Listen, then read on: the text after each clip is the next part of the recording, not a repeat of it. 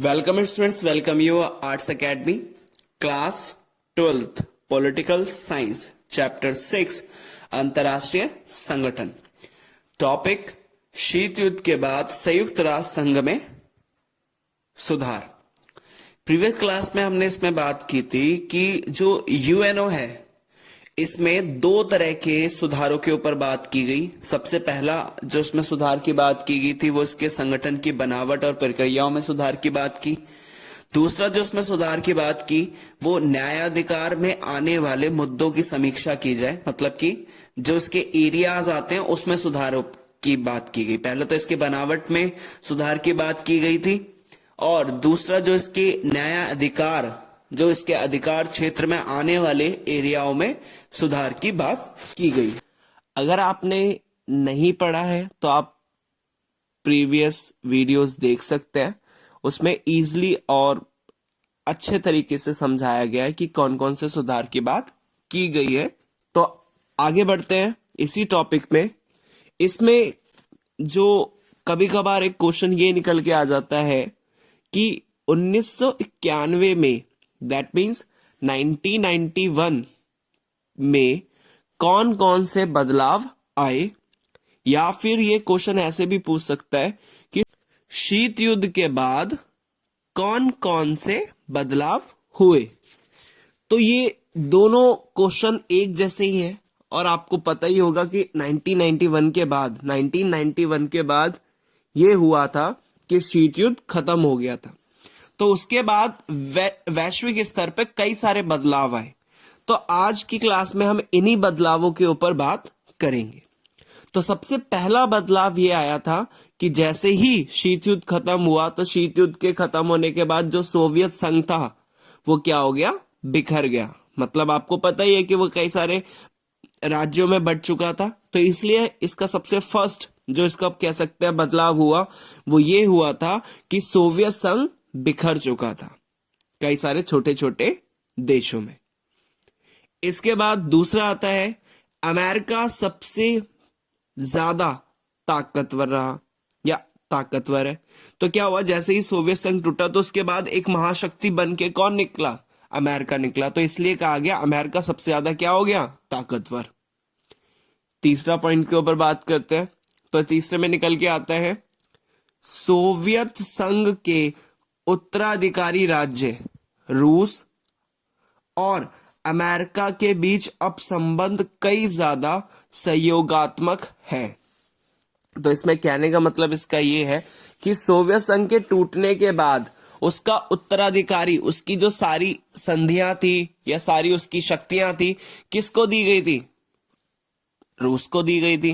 तो अब क्या हुआ, जैसे ही सोवियत संघ के, जैसे ही 1991 के बाद क्या हुआ, जो अमेरिका और रूस के बीच में जो संबंध थे वो पहले की तुलना में कई ज्यादा ठीक होते चले गए। काफी सहयोग उनके बीच में होना शुरू हो गया। तो यह था आपका थर्ड पॉइंट। नेक्स्ट आता है फोर्थ पे बात करते हैं। चीन बड़ी ताकत से एक महाशक्ति के रूप में उभर रहा है और भारत भी तेजी से इस दिशा में अग्रसर है। तो फोर्थ पॉइंट ये इसमें कहा जाता है कि चीन और भारत दोनों ही बहुत तेजी से क्या कर रहे हैं, महाशक्ति बनने की दिशा में अग्रसर हो रहे हैं।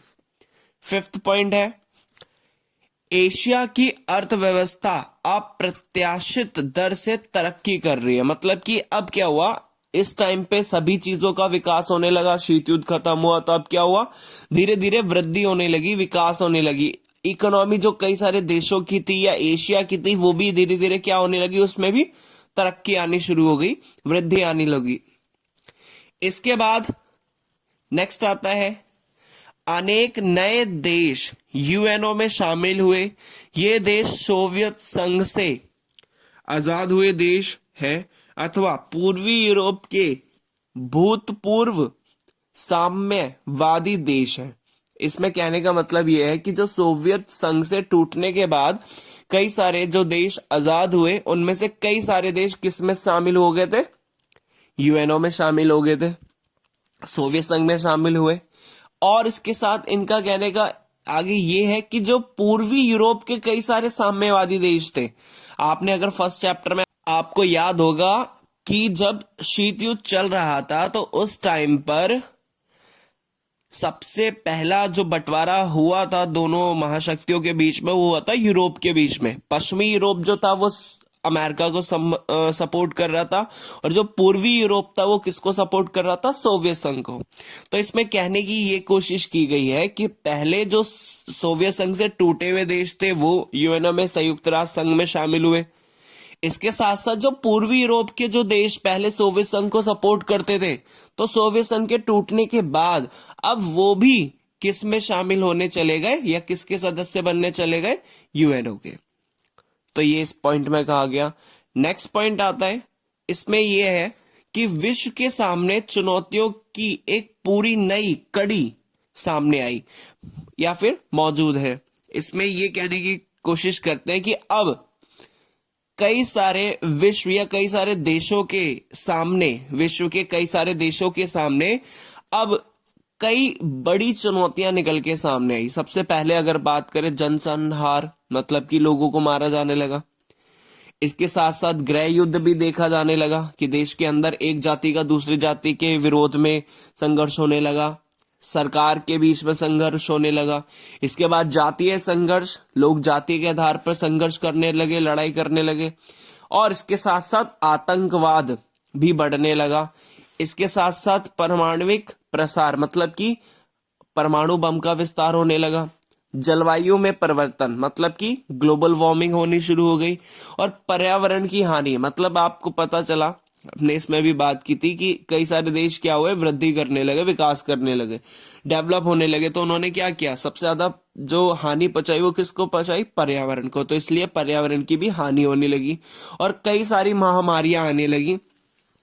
जैसे कि महामारी की बात करें तो ऐसी बीमारी जो एक व्यक्ति से दूसरे व्यक्ति को फैलती है जल्दी, तो उनको हम कह सकते हैं महामारी। एग्जाम्पल में जैसे अभी आपका कोरोना वायरस, तो ये भी एक महामारी है। तो ये सारी परेशानियां निकल के आई, तो ये विश्व के सामने नई चुनौतियां निकल के आई थी। तो अब एक बार फिर से रिकॉल कर लेते हैं। सबसे पहले हमने क्या बात की? सबसे पहला जो बदलाव इसमें निकल के आया कि 1991 के बाद सबसे पहला बदलाव, मतलब उसके बदलाव जो निकल के आए, या फिर हम कह सकते हैं शीत युद्ध के बाद कौन कौन से बदलाव आए। तो उसमें सबसे पहला आ जाता है आपका सोवियत संघ टूट गया था, बिखर गया था। अमेरिका एकमात्र महाशक्ति बन गया था। इसके बाद रूस और अमेरिका के बीच के संबंध सुधरने लगे थे, सहयोग होने लगा। चीन और भारत दोनों महाशक्ति बनने की दिशा में अग्रसर हो गए, तेज हो गए। इसके बाद पांचवा इसमें पॉइंट आता है कि एशिया की अर्थव्यवस्था अप्रत्याशित दर से तरक्की कर रही थी, मतलब डेवलपमेंट होने लगा।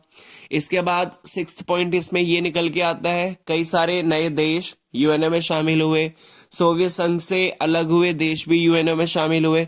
और इसके साथ साथ जो पूर्वी यूरोप के पहले जो देश सोवियत संघ को सपोर्ट करते थे वो भी अब किस में शामिल होने लगे? यूएनओ में शामिल होने लगे।